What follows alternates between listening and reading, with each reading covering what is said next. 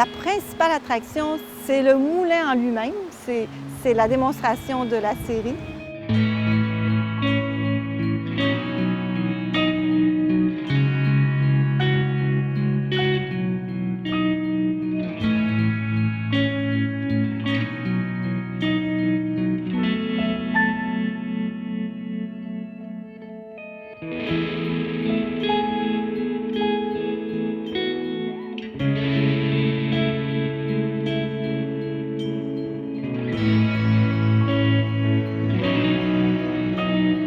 À travers tout le temps, la série elle a survécu aux difficultés. Puis on est là aujourd'hui pour en parler encore parce qu'il fonctionne toujours comme il fonctionnait au tout début de l'époque.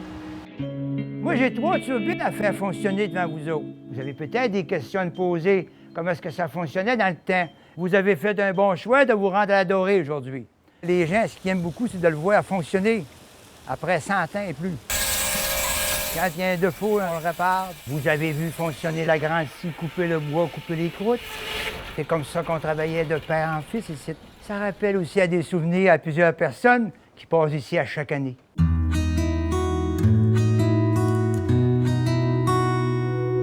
Le moulin date de 1889. Il a été fondé par M. Bellarmand Odette Lapointe. Vous avez les propriétaires de moulins, ceux qui ont eu la série. Le premier, le dernier, le père, le garçon. Le dernier, vous voyez la photo? En arrière de vous, c'est lui, propriétaire, le dernier qui avait ici. Mon nom, c'est Raymond Poirier. J'étais le dernier propriétaire de la série. À peu près tous les cultivateurs venaient faire chier le propre bois pour construire les bâtisses. On était un maximum de 2 dans le moulin pour le siège. C'est mon frère qui était sieur. Moi, je m'occupais surtout du planeur puis de la moulange parce qu'on faisait de la moulée pour les animaux. Là. On s'est toujours très, très bien entendus ensemble pour travailler. On avait un peu chacun notre domaine. Le moulin était vraiment important pour les habitants de la Dorée.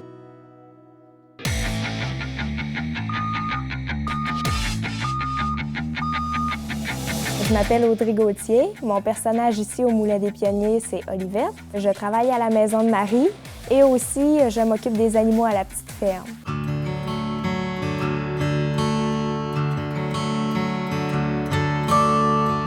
Je reste moi-même sensiblement, mais c'est sûr que je m'incarne dans l'histoire du Moulin des Pionniers parce que c'est important là, que je fasse partie du décor. Une journée typique au Moulin des Pionniers, ici pour moi, je rentre le matin, je fais mon ménage à la Maison de Marie, ensuite je sers les gens au restaurant et ensuite là, je me change, je vais m'occuper des animaux à la petite ferme, je nettoie la petite ferme. On est très polyvalent ici, on s'ennuie pas. Un bon jour, je courais un petit peu partout sur le site, j'avais ma robe longue. Puis là, je décide que pour aller plus vite, ça me prenait mon bicycle, un vieux bicycle ancien. Puis là, j'arrive, j'embarque sur mon bicycle. Ma robe reste prise dans la chaîne.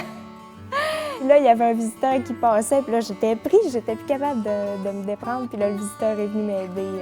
C'est toujours intéressant de savoir leurs histoires aussi. Hein. C'est eux, quand même, là, qui font fonctionner tout le Moulin des Pionniers aussi. Là. C'est pour eux qu'on travaille. À la Maison de Marie, tous les jours, 2 par 2 bénévoles du village viennent rencontrer les gens, les accueillir, leur raconter leur histoire.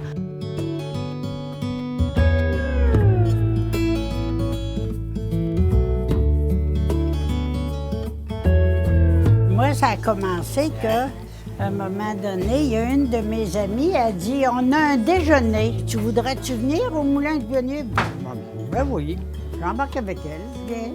La Normande est là, puis finalement, ben, ils ont dit ceux qui veulent rentrer faire du bénévolat, ben, j'ai donné mon nom, puis ils m'ont accepté.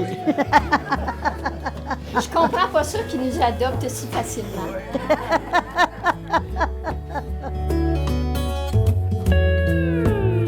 Moi, je m'appelle Normande Dallaire. Je suis responsable d'un groupe de bénévoles qui assume l'accueil à la Maison de Marie.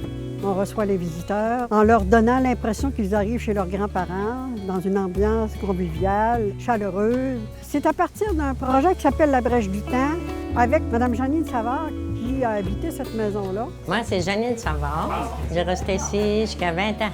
On aime ça revenir, on a beaucoup de souvenirs dans cette maison. Bien, il y en a qui me présentent comme résidente de la maison, mais je le dis aussi, oui. Le monde sont tous surpris de voir que j'ai déjà resté ici. Les escaliers sont usés, hein? Et les jeunes se glissaient. Mais mon grand-père, ma grand-mère, c'était le champ. Je me rappelle même quand il est décédé, c'était ici qu'il avait été exposé. Avant, il exposait dans les maisons, puis dehors, pour montrer qu'il y avait un décès, il mettait un drap noir. Ça, c'est mon grand-père William et ma grand-mère Annemie Bouchard. Puis la madame, elle tricotait, puis elle versait son bébé en même temps. Puis il y a beaucoup de monde qui disent « Oh, on a vu ça, c'est ma grand-mère ». Les gens qui viennent, là, ils aiment ça de revoir ça. Ça leur rappelle des souvenirs, oui. Ici, vous voyez un trou, hein? C'est parce qu'il y avait une lumière qui servait pour les deux chambres. Et le dernier qui se couchait, c'est lui qui fermait la lumière. Parce que l'électricité était fournie par le moulin. Puis je pense que c'était 50 cents du lot qui chargeait. Pas cher. Vous avez-tu vu, vous autres, qu'on avait des beaux jeunes hommes? Des beaux jeunes hommes, puis tantôt, il y avait des vieux monsieur qui m'ont dit que j'étais belle. Bon, je l'ai fait répéter. Il y avait-tu des lunettes? Insulte-moi pas! J'ai l'impression qu'il avait oublié de les mettre, ces lunettes.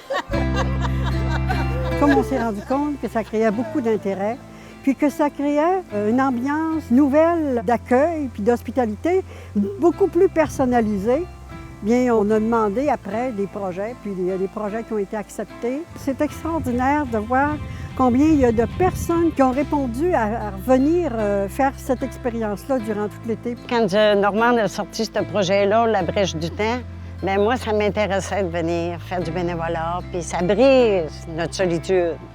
Quand on vit seul, quand on arrive ici, toute la retraite est partie. On n'a plus de mal. On oublie, puis accueillir les gens, c'est le fun. Ça nous fait revivre ce que nos grands-parents vivaient, puis ce que nous-mêmes, on a vécu. Il y a un sentiment de fierté, il y a un attachement pour les aînés. C'est une belle façon, une belle occasion de se sentir utile, de sentir que ça peut rapporter quelque chose aussi à la communauté, puis au site, mais aussi aux visiteurs. Parce que ça permet à nous de raconter notre histoire, mais à eux aussi de nous raconter leur histoire. Puis on apprend beaucoup de choses de leurs us et coutumes. Ils nous content un peu le vécu aussi. Puis c'est comme, quand on part après la journée, c'est comme si on avait fait un voyage. Ah ouais? Oui. Ils sont satisfaits, ils sont chaleureux. Si tu regardes un petit peu les commentaires, ils aiment ça. On les suit dans la visite, puis on leur donne un petit peu qu'est-ce que nous, on voyait, puis on vivait. Eux autres nous rapportent des choses aussi qu'eux autres vivaient. Dès qu'on met notre costume d'époque, on dirait qu'on rentre dans l'époque. C'est un petit peu comme un comédien qui met son costume, il rentre dans le personnage. Fait que nous, c'est ça. Moi, j'aime ça à chaque fois que je viens.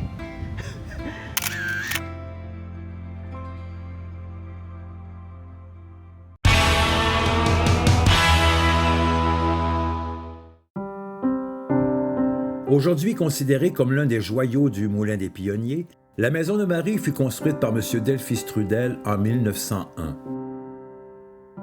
7 ans plus tard, il la vend à M. William Savard, qui l'occupe avec sa famille et ses descendants jusque dans les années 60.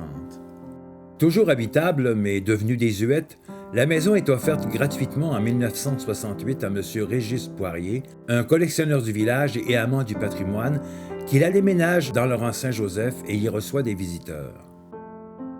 En 1979, peu après la réouverture du Moulin des Pionniers comme site touristique, M. Poirier se défait à son tour de la maison, sachant qu'une fois sur le site du moulin, elle sera entretenue et préservée pour les décennies à venir. Depuis lors transformée en restaurant, la demeure est un monument qui rend hommage au mode de vie de nos aïeux. On rebaptise les pièces de la maison à l'honneur de ceux qui l'ont jadis possédée. À l'intérieur de ces pièces, on retrouve laveuse, poêle à bois et une multitude d'autres objets archaïques rappelant aux visiteurs l'époque des pionniers. Si vous vous demandez de quel mari la maison tire son appellation, certains vous diront que le terme rend hommage à l'ensemble des femmes de l'époque qui portaient toutes Marie dans leur nom de baptême. D'autres, plus romantiques, vous diront que le nom se réfère à Marie Amanda, la femme du premier propriétaire. Tous s'entendront toutefois pour dire que la Maison de Marie est aujourd'hui plus vivante que jamais, un incontournable au Saguenay-Lac-Saint-Jean.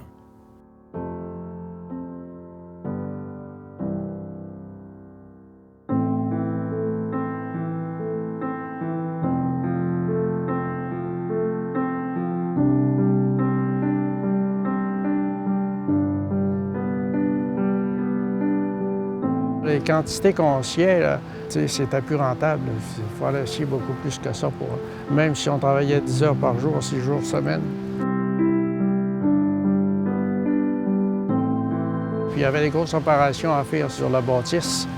La couverture était à refaire, les fondations, il y avait trop d'opérations à faire. Là. Il fallait juste vivre avec ça. Là.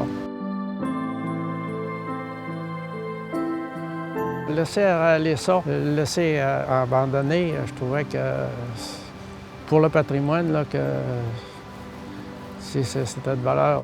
C'est à moi qui a été confié l'étude de conservation du moulin en 1977. Après avoir fait les démarches auprès de monsieur et madame Poirier, qui étaient les derniers propriétaires, puis c'était facile parce qu'eux aussi étaient heureux que leur moulin puisse revivre d'une autre façon.